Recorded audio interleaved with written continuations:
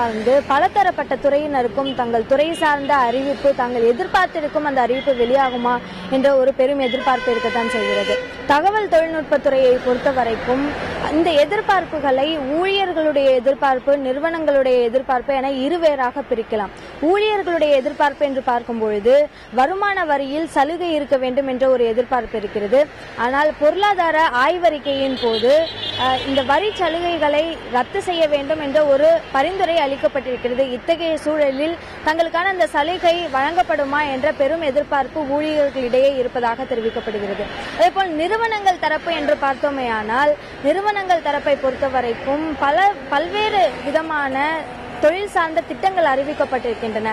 அதில் தகவல் தொழில்நுட்பம் சார்ந்த digital India, make in India, smart city போன்ற திட்டங்கள், அதற்கான ஒரு தெளிவான ஒரு ரோட் மேப் தங்களுக்கு வழங்கப்பட வேண்டும் என்ற ஒரு எதிர்பார்ப்பு நிறுவனங்களிடையே இருக்கின்றது.